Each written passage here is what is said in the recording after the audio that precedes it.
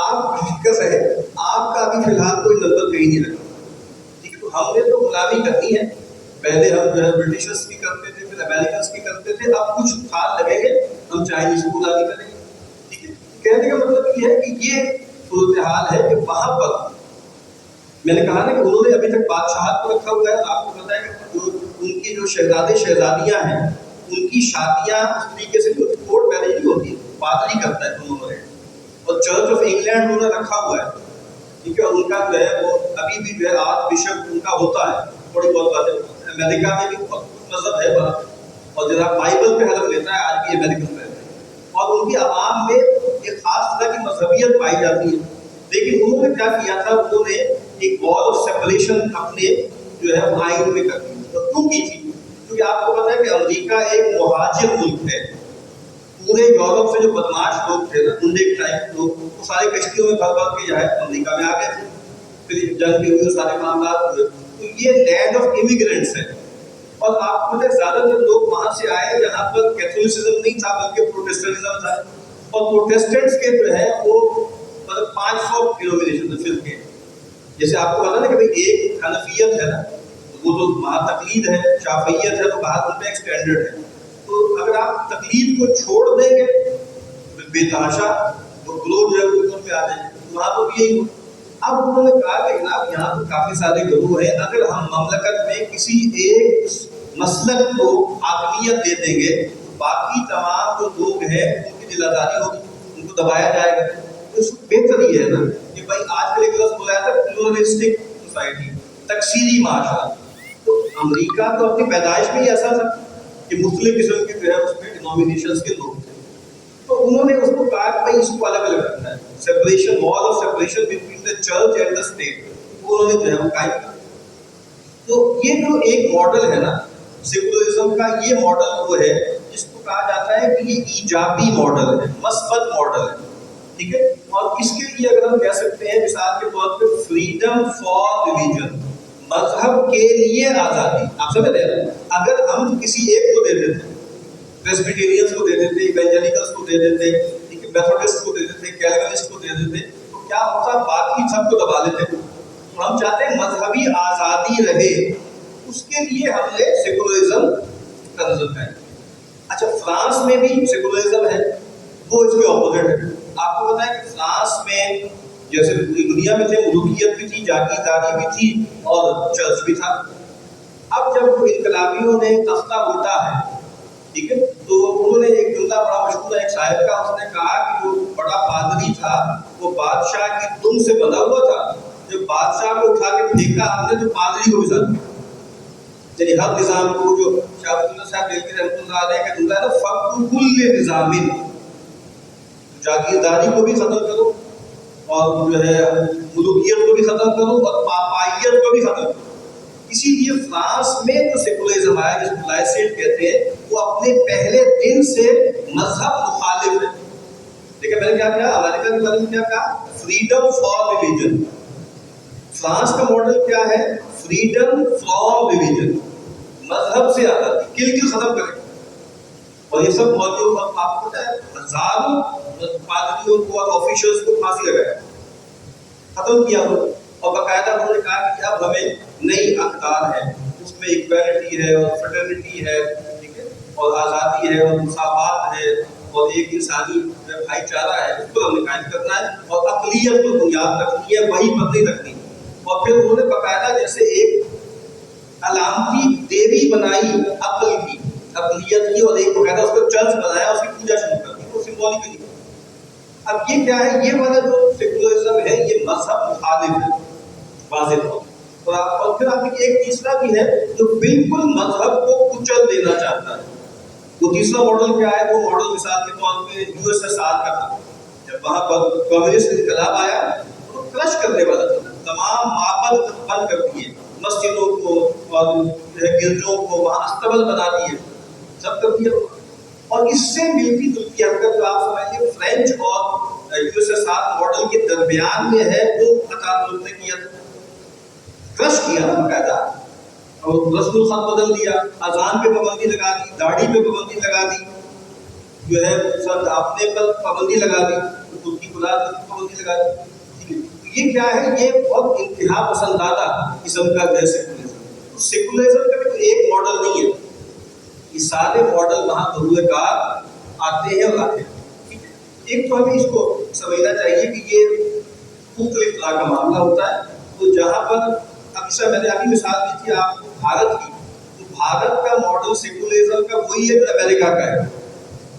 ٹھیک ہے، کہ بھائی سب کو آزادی ہو، سب کو آزادی ہو، سب کو. اس لیے میں نے کہا کہ وہاں علماء اور مذہبی جماعتیں کیا کہہ رہی ہے کہ بھائی ہم سیکولرزم کو ختم نہیں ہونے دیں گے، یہ اسٹیٹس ہم اپنی ریاست کا نہیں بدلنے دیں گے، ہندوتوا کو کامیاب نہیں ہونے دیں گے. تو اس کا مطلب کیا ہے کہ آپ ایک مذہبی جاویدانہ حکومت قائم کرتے ہیں جو مسلمانوں کو چل کے رکھتے ہیں، ان کے عزائم ہیں. ان معنوں میں جیسے جب وہ سیکولرزم بولتے ہیں، میں پہلی بات آپ کو بتائی تھی، چارلس ٹیلر نے کہا کہ سیکولرٹی کا مطلب یہ ہے کہ مذہب کا اجتماعی زندگی کے گوشوں سے ایک ایک کر کے نکلتے جانا، نمبر ایک. نمبر دو، انفرادی اور ذاتی زندگیوں میں سے بھی عقیدے اور مذہبی اعمال کا خاتمہ ہونا شروع ہو جانا. یعنی یہ کہنا تھا کہ بھائی ہم بس اوپر سے ختم کر دیتے ہیں اور اسٹیٹ کا مذہب سے کوئی تعلق نہیں ہوگا اور اس کا کوئی اثر فرد پر نہیں پڑے گا. یہ بالکل چھوٹی بات ہے، لازمی تقاضا یہ ہے کہ پھر اس کو سیکولرٹی نمبر 1 ہے، اس کا لازمی نتیجہ سیکولرٹی نمبر 2 ہے کہ انفرادی زندگی سے خدا پر ایمان اور نیک اعمال آہستہ آہستہ آہستہ آہستہ کر کے نکلتے چلے جائیں. اتاتürk نے جو کیا تھا ان کے ساتھ، آج بھی ترکی کی 50% لگ بھگ آبادی اسی جگہ پہ کھڑی ہوئی. آپ بھی ان کے دیکھے نا، ان کے مظاہرے دیکھے، ان کے باقی چال چلن دیکھے، لچن دیکھے، اور دوسری طرف جو لوگ ہیں آپ کو لگے گا جیسے کوئی اسلام اور کفر کا مارکا ہے. مجھے پیغمبر نے کہا تھا کہ بھئی دو خیمے ہو جائیں گے اینڈ آف ٹائم میں، ایک ایمان کا اور ایک نفاق کا. مطلب پولرائزیشن اپنی انتہا پر دیکھنی ہو تو آپ ترکی میں دیکھیں. میں یہ بتا رہا ہوں جو اوپر سے جب جبر کیا گیا نا اور نظام تعلیم بدل دیا گیا تو اس کا نتیجہ نکلتا ہے. اور نتیجہ کیا نکلتا ہے کہ پھر وہ آہستہ آہستہ آہستہ آہستہ لوگوں کی زندگیوں سے بھی نکل جاتا ہے. یعنی جب معیشت سے غیر متعلق ہو گیا، معاشرت سے غیر متعلق ہو گیا، سیاست سے غیر متعلق ہو گیا، تو ٹھیک ہے ایک عقیدہ اور کچھ جو ہے گویا اس کو ہمارے لوگ کہتے ہیں پوجا پاٹ. پوجا پاٹ کب تک کریں گے؟ اور اس طرح میں نے عرض کیا ہے کہ اب جدید دنیا میں زیادہ تر انسان زندگی ایسے گزارتے ہیں، وہ ایک انگریزی کا جملہ ہے as if God does not exist, گویا کہ خدا کا کوئی وجود نہیں. کیونکہ نہ ہماری معاشرت پہ اثر انداز ہو رہا ہے. اور جو آپ کو پتہ ہے کہ نیٹشے کا جملہ بڑا مشہور ہے، گاڈ از ڈیڈ. اس کا بھی مطلب اصل میں یہی ہے کہ خدا یورپی سماج سے، ان کی سیاست سے، ان کی معیشت سے نکل گیا. خلاص جب وہاں سے نکل گیا نا تو اس کو آپ انفرادی زندگی میں کتنی دیر تک اس سے دل بہلاتے رہیں گے، کچھ عرصے بعد وہاں سے بھی وہ غائب ہو جائے. تو یہ دوسرا مطلب ہے سیکولرٹی کا. اور تیسرا مطلب کیا ہے کہ یہ ایک صورتحال ہے کہ جہاں پر خدا کو نہ ماننا بہت زیادہ جیسے ممکن بھی ہے، اس کو پلازیبل کہتے ہیں. اس نے کہا کہ 1500 عیسوی میں خدا کو نہ ماننا بہت مشکل تھا، اور آج خدا کو نہ ماننا بہت آسان ہے، اور کچھ طبقات میں خدا کو ماننا مشکل ہے. یہ جس کو ہم اکیڈیمیا کہتے ہیں، جو دانشور لوگ ہیں، جو پروفیسرز ہیں، ان میں خدا کو ماننا ایک استعداد ہے. رول جو ہے خدا کو نہ ماننا. تو یہ ایک صورتحال ہے کہ جہاں خدا کا انکار نہ صرف یہ کہ ممکن ہو گیا ہے بلکہ میسر ہو گیا ہے اور سہولت والا ہو گیا ہے، بلکہ بہت زیادہ لیبریٹو ہو گیا. لیبریٹو کا مطلب کیا ہے؟ بہت کشش ہو گیا ہے اور نفع بخش ہو گیا ہے. خدا کا انکار کرے تو آپ کے لیے ترقی کے راستے کھلتے چلے جاتے ہیں. نظام کے اندر، ہر طرح کے نظام میں آپ آگے چلے جائیں گے. اور اگر آپ بار بار چاہے ذاتی نیکی کا، اپنی مذہبیت کا اظہار کریں گے تو آپ کے لیے دنیا میں، سیاست میں، معیشت میں، معاشرت میں آگے جانے کے امکانات کم سے کم ہوتے چلے جائیں گے. آپ بہت خوش ہوتے ہیں. جناب محمد صادق صاحب جو ہے وہ لندن کے میئر بن گئے، سبحان اللہ سبحان اللہ، 2 ٹرم میں بن چکے. بھائی محمد صادق صاحب کسی مسلمان کے گھر پیدا ہوئے اور ان کا دین سے لینا دینا کوئی نہیں. آپ کو پتا ہونا چاہیے کہ وہ جو ہم جس پلس گروہ ہے LGBTQ اس کے سب سے بڑے چیمپئن ہیں محمد صادق صاحب. ابھی آ رہا تھا کہ ابھی نیو یارک کے جو ہے وہ میئر کے لیے ایک مسلمان جو ہے وہ ڈیموکریٹس کا منتخب ہو گیا ہے نمائندہ, مطلب ان کا کینڈیڈیٹ منتخب, وہ جیت جائے گا تو مسلمان کس وقت جیتے. وہ ایک سیکولر ریاست کے ایک گماشتے کے طور پر اور ان کو اس سے کوئی پرواہ نہیں. آپ دیکھیے نا اس کو بنا دیا, رشی سناک کو بنا دیا. یعنی آپ کو بھی سوچیے ذرا کہ بھائی ایک جو ہے مملکت جس پہ آپ نے تقریباً 200 سال حکومت کی, 100 سال کمپنی کی اور 100 سال براہ راست تاج برطانیہ کی, اس کا ایک نژاد آپ کا وزیر اعظم بن گیا. مسئلہ یہ کیونکہ وہ ان کا آدمی ہے نا, اب اس کو کیا پتا ہندو مت کیا ہوتا ہے, ہندو تہذیب کیا ہوتی ہے. میں کہتا ہوں کل کو مسلمان بن سکتا ہے, کوئی دقت نہیں ہے اس میں, امریکہ کا صدر بھی بن جائے. اور یہ بھی بحث کرتا ہوں آپ کو کہ یہ مغرب کے جو لوگ ہیں ان کو مسلمان ہونے سے بھی کوئی مسئلہ نہیں ہے. اگر آپ ان کو بتائیں کہ مسلمان ہونے میں فائدہ ہے 4 پیسے کا اور پولیٹیکلی کریکٹ ہے تو مسلمان بھی ہو جائے گا. تو لگ رہا ہے کہ باقی مسلمانوں ان سے کیا فرق پڑ رہا ہے, کیا چیز اس کے سامنے آ رہی ہے. تو یہ تیسری صورتحال ہے جو سامنے آئی ہے.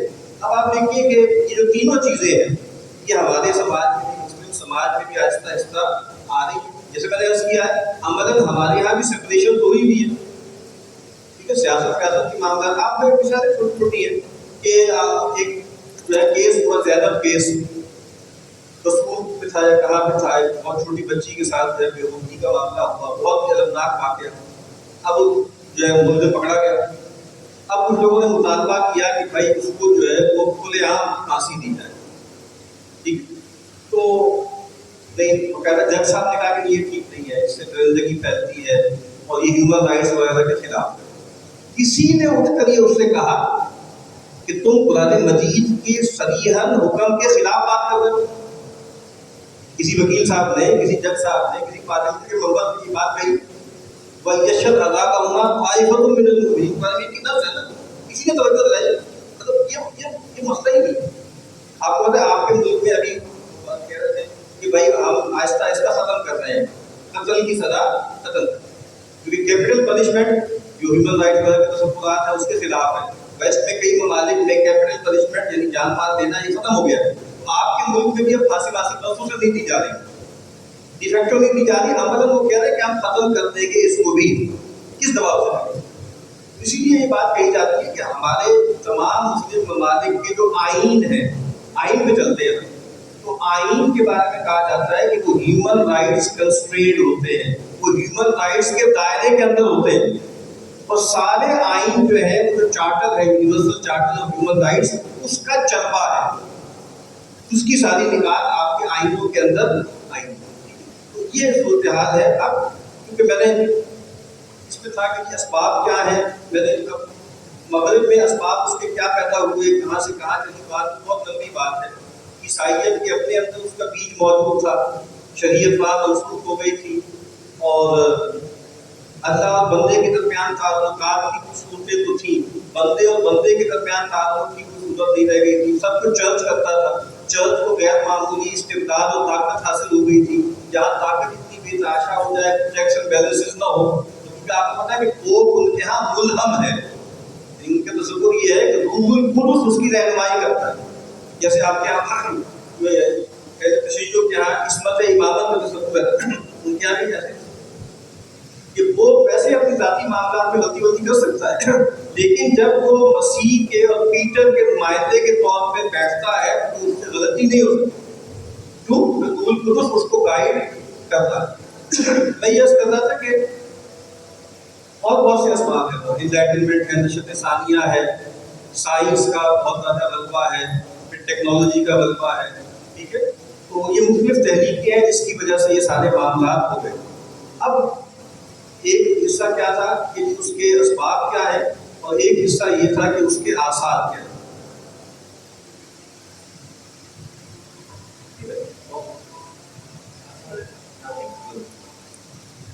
تو میں یہ کرتا تھا کہ اب اس کے شواہد کیا ہے, اس کے آثار کیا ہے, اسلامی دنیا میں آثار کیا ہے. چند نکات میں نے لکھے.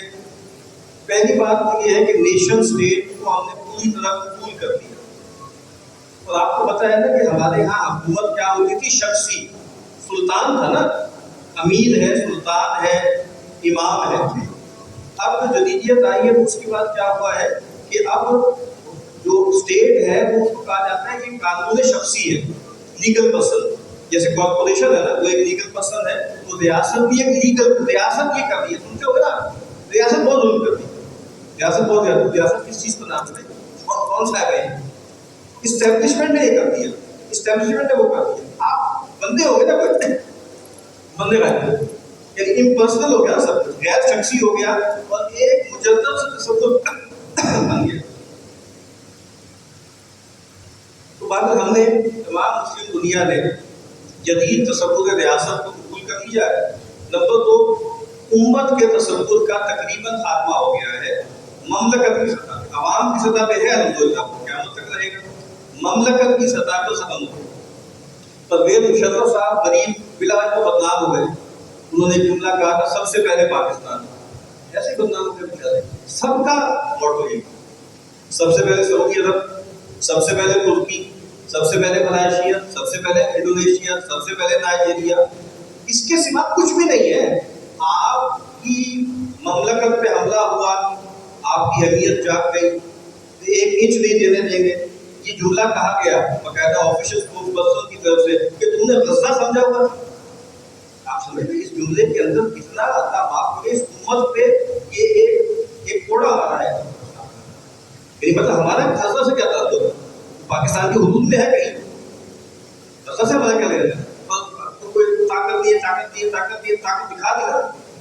10 گنا زیادہ طاقت سے سامنے کھڑے ہو گئے کہ نہیں کھڑے ہو گئے؟ ابھی جو ایران شریف ہے وہ بھی کھڑا ہو گیا، اس نے کچھ کیا نا اس نے. اس کا مطلب یہ ہے کہ غزہ القدس یہ ہمارا مسئلہ نہیں ہے. اللہ تعالیٰ ہمیں معاف کرے، ہمارے حال پہ رحم کرے.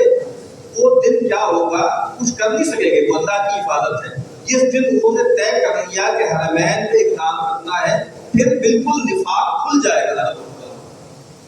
گلی کھل جائے گی. اس وقت کیا کریں گے؟ اس وقت بھی یہی کہیں گے کہ ہم نے اپنی مملکتیں، اپنی ڈائنیسٹیز بچا لی. تو کہنے کا مطلب یہ ہے کہ یہ سب ڈھکوسلا ہے. تو سب کو اپنی جو نیشن اسٹیٹ ہے اس کی بس جو ہے وہ عزیز ہے اور اسی کے مطابق معاملات کرتے ہیں. پھر نمبر 3 کیا ہے؟ جمہوریت پر عقیدے جیسا ایمان. جمہوریت جمہوریت جمہوریت جمہوریت ایسا راگ رکھا جا رہا ہے. اور جناب اصل میں جو جمہوریت کی یہی جو شرعیت تھی اسلام میں یہی قائم کرنے کے لیے آیا. کل میں ایک بات کرنا تھا، میں یہ عرض کرتا تھا، ہمارے کئی لوگ یہ کہہ رہے ہیں کہ اصل میں اسلام کچھ آئیڈیلز دنیا میں قائم کرنے آیا تھا، پیغمبر اور صحابہ نے کچھ تھوڑا بہت کیا، اس کے بعد 1300 سال تک وہ منہ کھاتے ہوئے چلا گیا. سمجھا مطلب اسلام آیا تھا شرعیت یعنی جمہوریت کے نافذ کرنے کے، لیکن آپ نے فوری ملوکیت آ گئی، خلافت پر ملوکیت آ گئی. اور پھر جمہوریت کہاں سے آئی؟ مغرب سے آئی. اسلام نے چاہا تھا، قرآن کا واضح حکم ہے کہ اما منم مالو و اما فداء، کہ بھئی غلامی ختم کرنے آیا تھا اسلام. آپ نے نہیں کر کے دی، یورپ سے کر دی، امریکہ نے کر دی. بات سمجھ میں آ گیا؟ اسلام آیا تھا تمام لوگوں کو ان کے حقوق دینے کے لیے. بات سمجھ میں آ رہی ہے؟ ہمارے یہاں یہ کسی نے فقہا جو ہے ان کے کاسا لیس بن گئے مملوک کے، اور جناب ان کے لیے حدیثیں کرنے لگے محدثین اور یہ اور وہ سب قصہ کہانی، اور جناب بس وہ علماء سلطان بن گئے اور ساری قدریں ہو گئی. اور جبل ہوتا رہا، سموعات کی حدیثیں سناتے رہے، ان کے جبل کو جسٹیفائی کرتے رہے. حقوق یہ کوئی نہیں. مغرب نے آ کر بتایا کہ انسانی حقوق ہوتے ہیں اور سب کو ملنے چاہیے. فلاح اور ڈیمانڈ کی بات آپ کی سمجھ میں آ رہی ہے؟ کتنی بڑی تہمت ہے اس امت پر، اس دین پر، کہ اسلام کچھ آئیڈیاز لے کر آیا تھا وہ ہم نے 25-30 سال بعد ریورس کر دیے سارے کے سارے. اور مطلب نہ ملوکیت بھی جو ہے بہت گندی چیز ہوتی ہے، تو کہا جو ہے وہ ان کے کاسا لیس ہیں، اور جناب حدیث جو ہے وہ عجمی فتنہ ہے، ٹھیک ہے، اور تصوف جو ہے وہ متوازی دین ہے. اللہ کا فیصلہ. آپ کے پلے ہے کیا؟ کون ہے آپ؟ سارے علوم نبوت آپ نے غلط کر دی ہے، سارا نظر اجتماعی، سارے علوم سے آپ نے اعلان برات کر دیا. یہ رویہ اختیار کیا ہمارے یہاں عہد استعمار میں، جو آج تک ہمارے یہاں چلا آ رہا ہے. پھر آئین کی تقدیس. آئین مقدس ہے، آئین کو نہیں بدلا جا سکتا. اس ملک میں جو اصل ڈاکومنٹ ہے وہ آئین ہے. لیکن آئین کو جیسے ایک ریلیجیس ٹیکسٹ جیسا سینکٹیٹی دے دی ویسے نہیں جاتی. پھر انسانی حقوق کے چارٹر کو مینو ان قبول کر لیا، بلکہ یہاں تک بھی کہا جانے لگا کہ جو ہے خطبہ حجۃ الوداع ہے اس سے جو ہے یہ چارٹر لیا گیا ہے. پڑھ تو لے اس میں کیا لکھا ہوا ہے. اس کو ماننے کے بعد تو پھر جو ہے وہ آپ کہیں کہ یہ جو آپ کوئی رسالت میں نہ ابتداء کا مسئلہ ہے، کچھ بھی نہیں، جو مرضی کرو جو مرضی کہو. تو یہ ہیومن رائٹس کا چارٹر ہے جس کی آپ دہائیاں دیتے رہتے ہیں. پھر اسی طریقے سے میں نے پہلے عرض کر دیا تھا کہ معیشت کی دنیا سے تین مقصد ہوتے ہیں انفرادی طور پر تو ہے. دیکھیں پہلے مسئلہ یہ تھا کہ سود میں کھا رہا ہوں نہیں کھا رہا، یہ میرا انفرادی فیل تھا. اب سود آپ کی معیشت کی رگ و پے میں شرائط کی ہے. ہمارے بزرگ کہا کرتے تھے روٹی کا جو ایک نوادہ آپ کھا رہے ہیں اس کے دوران کتنی مرتبہ سود دیا گیا، پیسٹی سائڈ میں سود دیا گیا، بیج کی سود دیا گیا، فلور مل میں سود پہ چل رہی ہے. اس کو لانے والا جو کنٹینر ہے، آپ سوچیے بھائی ایک روٹی کا نوادہ کپڑے اپنے پہنے ہوئے ہیں، اتنے مراحل سے بزرگ ہے، زیادہ تر وہ سودی ہے، کوئی ہے سے بچا ہوا. تو یہ پہلے تھا کہ اسی طریقے سے بد نظری بدکاری یہ ساری چیزیں انفرادی فیل تھا. اب بد نظری آپ کی میڈیا کے ذریعے سوشل میڈیا کے ذریعے تو اسٹرکچرل ہے. وہ ایک ہمارے صاحب کہتے ہیں تصویر کا فتنہ، تصویر کے فتنے سے بچنا ناممکن ہو گیا ہے اور یہ اسٹرکچرل ہے، یعنی یہ آپ میرے لیے آپشنل نہیں ہے. یہ جو صورتحال ہے یہ اس پہ غور کرنا چاہیے. پھر اسی طریقے سے جو ہمارے یہاں کچھ لوگ کہتے ہیں کہ بھئی یہ جو ہمارا پہلے جو نظام تعلیم تھا میدانی تھا، ایک ہی تھا نا، اسی میں آپ جو ہے اردو میں عقلیہ بھی پڑھاتے تھے، اردو میں نقلیہ بھی، شریعہ بھی پڑھاتے تھے. اب جب انگریز کے آنے کے بعد دو لختی پیدا ہوئی تو آج تک وہ پیدا ہوگی مسٹر اور مولانا کی اور مدرسے اور اسکول کی جو ایک تفریق پیدا ہوئی ہے وہ آج تک چل رہی ہے. اور ایک دہائی دی جا رہی ہے بات بات کہ بھائی ہمارے یہاں کے جو مولوی لوگ ہیں وہ جدید پڑھے لکھے لوگوں کو بات سمجھانے میں ناکام ہے، ان سے رابطہ نہیں ہے، اسی وجہ سے پھر نئے نئے لوگوں کو آنا پڑتا ہے. وہ ٹیڑھے میڑھے لوگ ہیں، وہ آڑی سی باتیں بھی کر رہے ہیں، حرکتیں بھی کر رہے ہیں اور لوگ ان سے متاثر بھی ہو رہے ہیں. اب ایک شکایت ہے کہ بھائی علماء کا لب و لہجہ، ان کا ڈکشن، ان کا محاورہ، ان کے کلام وہ پہنچ ہی نہیں پا رہا. اب یہ کیوں ہوا ہے؟ یہ بالکل الگ الگ ہے، ایک دوسرے کے پشت کیے ہوئے. یہ بھی تو ایک نئی پیدا ہو گئی نا، یہ بھی تو سیکولرٹی کا ایک نتیجہ ہے جو آپ کے سامنے آ رہا ہے. پھر نظام اقدار ہمارا منقلب ہو گیا. سیلیبریٹی کون ہے؟ اب بھائی آپ پڑھ لیجیے دوسری صدی تیسری صدی محدث کہیں چلا جاتا تو ٹھٹ کے ٹھٹ لگ جاتا. اللہ والے محدثین، مفسرین، فقہاء، متکلمین یہ سیلیبریٹی سے ایک لفظ بہت ہی گھٹیا آج کل استعمال ہوتا ہے، انفلوئنسر. جو دنیا کا خبیث ترین آدمی ہے، آوارہ ترین آدمی ہے، وہ سب سے بڑا انفلوئنسر. تو اب پہلے وہ تھے اور آج ہی ہو گئے. یہ کچھ تبدیلی آئی ہے کہ نہیں آئی ہے؟ اور معاف کیجیے گا کہ ہمارے ہاں اب عام لوگ بھی، مذہبی لوگ بھی، عالم بھی اور پیر بھی اسی کو بڑا مانتے ہیں جس کے ششکے ہو، جو طاقتور آدمی ہو. اب ایک کہیں میں بلاک میں کہتا ہوں کہ فلاں یہ جلسہ ہوگا، یہ جلسہ ہوگا، فلاں صاحب علامہ صاحب ہیں. اب علامہ صاحب آ رہے ہیں CD 70 پھٹ پھٹ پھٹ، ان لوگ دوڑ جائیں گے سب ان کو دیکھ.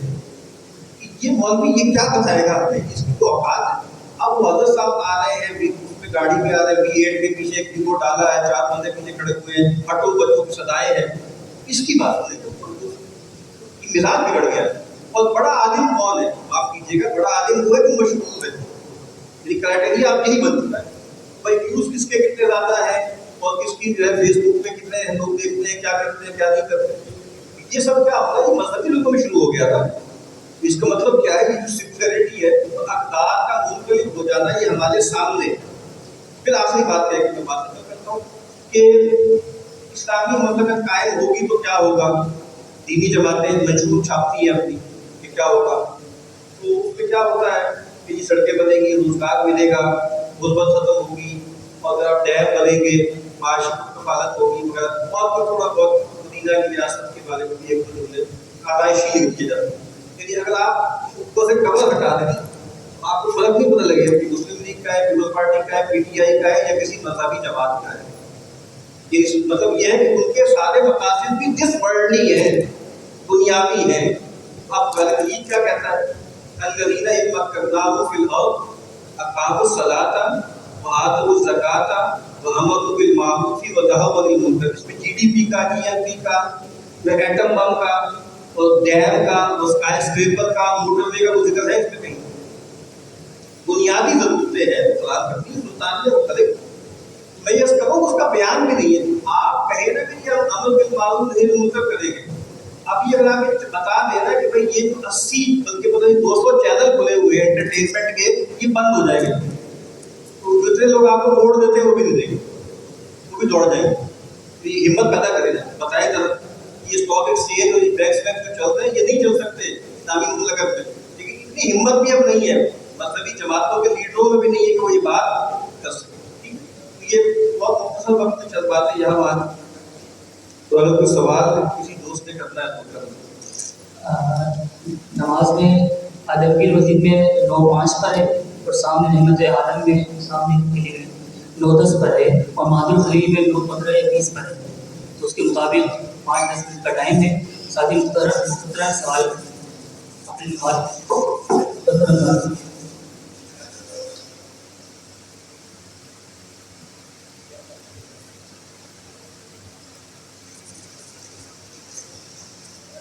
طریقہ آپ نے فرمایا کہ اسٹیٹ کے ذریعے جاتے ہیں. اگر ہم اسٹیٹ کے اداروں کی جو آپ تو اگر ان کو یہ کہا جائے کہ وہ نظام کے اعتبار سے آرگنائزیشن کے لیے چیزوں کو سنبھالنے کے لیے کیا اس کو اسلامی قانون خواتین کے اندر آ جائیں گے؟ کیا وہ اس کو ہم دے سکتے ہیں، استعمال کر سکتے ہیں؟ آپ بھی کہہ رہے ہیں کہ اداروں کو ہم دینی احکامات کے تابع کرتے ہیں، یہ اچھی بات ہے. لیکن دیکھیں ہوتا یہ ہے نا کہ جیسے ایک چیز ایک کام کے لیے بنی ہے، مثال کے بینک کا ادارہ ہے، اصلاً وہ سودی لین دین کے لیے بنا ہے. تو آپ کوشش کر لیں کہ آپ اس کو غیر سودی بنائیں. تو اصلاً تو یہ ہے نا کہ آپ اس کو نئے سرے سے کسی نئی بنیاد پہ قائم کریں. ٹھیک ہے، تو اسی طریقے سے مثال کے آپ سول سروس ہے، سول سروس کے ایگزام ہوتے ہیں، تو وہ ایگزام دیکھ لیں، اس کے بعد ان کا سائیکولوجیکل ٹیسٹ ہوتا ہے، اس کے بعد پتہ نہیں بہت کچھ ہوتا ہے. ان سارے مذاہب میں دین اور دینی اقدار کہاں ہے، اور کچھ جگہوں پہ تو آپ شامل کریں گے، کچھ جگہوں پہ آپ اس کو اس اسٹرکچر کو بدلنا پڑے گا. یہ بات آپ کی سمجھ میں آ رہی ہے؟ ہمارے یہاں ایک سادہ طوری کی بات یہ ہوتی ہے کہ ایک ٹرین جا رہی ہے اور اس کا ڈرائیور گندا قسم کا بندہ ہے، وہ غلط طرف لے جایا جاتا ہے. ٹھیک ہے، تو ہم ایسا کرتے ہیں کہ اس ٹرین میں اس گندے آدمی کو ہٹا کے اچھا نیک ماشاء اللہ آدمی بٹھا دیں گے، صحیح طرف لے جائے گا. ہم طالب علموں کو ایسا لگتا ہے کہ ٹرین میں بھی مسئلہ ہے. آپ سمجھ رہے ہیں کہ بھائی وہ جو پورا اسٹرکچر ہے اس کو بدلنا کیسے ہے، یا اس کو بدلنا ضروری ہے کہ نہیں ہے. نہیں کریں گے تو آپ کو پتا ہے ایم ایم اے کو حکومت مل گئی تھی نا ایک پورے صوبے میں بلا شرکت غیر. میں عرض کرتا ہوں کہ کسی سبب سے مل جائے آج بھی حکومت مذہبی جماعتوں کو تو شاید زیادہ کر نہ پائے. اس طرح میں نے عرض کیا ہے نا کہ کیونکہ مملکت کا معاملات کو بریفنگ کون دیتا ہے، سمری کون تیار کرتا ہے، بتاتا کون ہے آپ کو. جیسے ایک صاحب کوئی بھی آتے ہیں امریکہ کا صدر ہے، وہاں ایک کتاب چھپی تھی کہ ویئر دا پاورس آف 12 صدور ہے، ان کا ایک جائزہ لیا گیا امریکہ میں. انہوں نے کہا کہ وہاں بہت سے لوگ ہوتے ہیں آئیڈیا کو سمجھتے ہیں کہ جب میں وائٹ ہاؤس کی اوول آفس میں بیٹھوں گا تو وہاں پر میں اسے مالک مختار ہوں. جب وہ آ کے بیٹھتا ہے تو اس کو پینٹاگون دیتا ہے ادھر ادھر سے، پھر اس کی طبیعت صاف کرتی ہے، اس کو پتہ لگ جاتا ہے کہ پاور کس کی ہاتھ میں اور میں کتنا کچھ کر سکتا ہوں. ہمارے خان صاحب بھی اپنے آپ کو مغل بادشاہ سمجھتے تھے، تو جب وہ آئے ہیں تو پتہ لگا کہ بھائی یہ عسکری کچھ اور معاملات ہیں. تو تھوڑا سی مادہ ہوتا ہے اس میں کرتے ہیں. اس کو ختم کرنے کے لیے بڑی انقلابی قسم کے اقدام درکار ہے. ہم یہ نہیں کہہ رہے کہ جب تک وہ نہیں آتا آپ کچھ بھی نہ کریں. کچھ مرمت پنجابی تو کہتے ہیں کرتے رہے، لیکن کبھی کبھی اس پورے ڈھانچے پر بھی کچھ سوالات اٹھائے نا. ہم نہیں کہہ رہے کہ بدل دیں، کچھ سوالات اٹھائے کہ بھی سادہ اسٹرکچر ہے، نو آبادیاتی آج تک آپ نے سینے سے لگا کے رکھا ہوا ہے. آپ آدمی پہ چلے جائیں، وہاں رسومات، وہاں دن، وہاں ریچولس تک وہ ہے جو انگریز بدل نہیں کرتے، اس تک کو نہیں بدلا ہے. بالکل اس کو وفاداری کے ساتھ ہم نبھا رہے ہیں. بہت اچھے ماشاء اللہ لائل ہنٹر نے کتاب لکھی تھی، بلکہ سسیر محمود نے کتاب لکھی تھی نا، لائل محمد. الحمد للہ ہم کو لائلٹی انگریز بہادر سے آج کی بالکل ہم نے کوئی کوتاہی نہیں کی.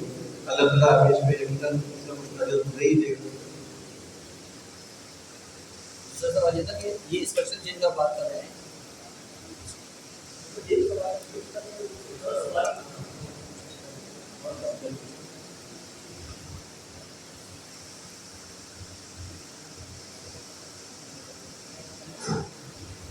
जैसे आपने फरमाया कि मुल्क का इस्लाम, हमारा जो आइन है वो ह्यूमन राइट्स के दायरे के अंदर बनाया जाता है, लेकिन आम बात ये कही जाती है कि ये उलमा ने बनाया।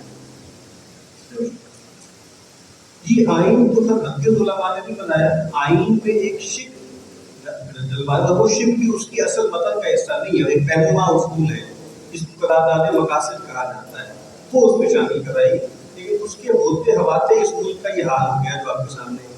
उस शिक को उन्होंने ऑपरेटिव नहीं किया। व्यास साहब ने जो है इस्लामी जो नजरियाती काउंसिल बनाई और फिर शरिया की कोर्ट बनाई और कहा कि भाई ये आइनी मामला और जो है वो मईशत के मामला में दखल नहीं देगा।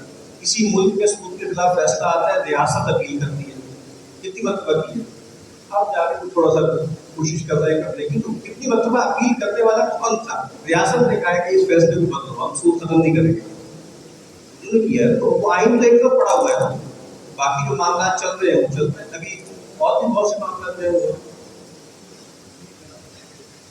सर मैं इस बात था कि जो सेकुलर है उनका ये दावा होता है कि जो स्टेट है उसको मजहब से जुदा होना चाहिए, स्टेट को मजहब से जुदा होना चाहिए, और उन्हीं की तरफ से ये इत्तेफाक किया जाता है कि अगर हम स्टेट को मजहब देंगे तो स्टेट एक इनएनिमेट थिंग है, यानी एक इंसानी बनाई हुई चीज़ है, ह्यूमन मेड थिंग, और जो एक इनएनिमेट थिंग होती है उसका कोई मजहब नहीं होता। अब मैं कहता हूँ कि इस कुर्सी का या इस पंखे का कोई मजहब है तो ये मेरी यानी बेअक्ली या कुर्सी बहुत ही होती है। तो मजहब इस तरह एक इनएनिमेट इंस्टीट्यूशन है, तो हम किस तरह आपको कह सकते हैं कि ये मजहब ही जैसा? आप मजहब को कह रहे हैं, असल में तो सवाल ये है कि रियासत एक तजरीदी तसव्वुर है या रियासत एक इदारा है, तो मजहब जो होता है ना वो तो इंसानों का होता है। रियासत तो कलमा नहीं पड़ती ना, अल्लाह ताला के यहाँ भी पेश होना है तो अफराद में पेश होना है, इदारों में पेश नहीं होना, ठीक है। तो ये सवाल ये होता है बुनियादी तौर पे भाई चूंकि रियासत कोई फर्द नहीं है इस वजह से उसका कोई मजहब और नजरिया भी नहीं होता। हम यही तो कह रहे हैं ना कि सबसे पहले करप्शन ये की गई कि रियासत को गैर शख्सी बनाया गया, ठीक है, उसको शख्स कानूनी बनाया गया, फिर कहा कि इसका मजहब कोई नहीं होता। तो हमारे यहाँ तो शरीयत मुखातब है इंसानों से, और इंसान आम इंसान भी है, इंसान उलमा भी है, और इंसान उमरा और सलातीन भी है। शरीयत सबसे मुखातब है, मुझसे इफरादी अहकाम की पूछ होगी, हाकिम से उनकी भी पूछ होगी कि जो उसके तहत इख्तियार आते हैं, ठीक है। असल में सवाल ये है कि ये जो करप्शन आपने पैदा की है कि आपने रियासत को गैर शख्सी कर दिया, हमें इस पर सवाल उठाना चाहिए कि हमारे नज़दीक सुल्तान फर्द होता है और शरीयत के सारे अहकाम जैसे एक आम आदमी की तरफ मुतवज्जे है, सुल्तान और अमीर और इमाम की तरफ भी मुतवज्जे। जैसे कि मुसलमान दुनिया में जो मजहबी तारीख पे मुसल्लह करार मुसल्लह तौर पर सेकुलरिज्म के खिलाफ मेहनत करते हैं, क्या वो अपनी इस मेहनत पे कुछ कामयाबी मिली है?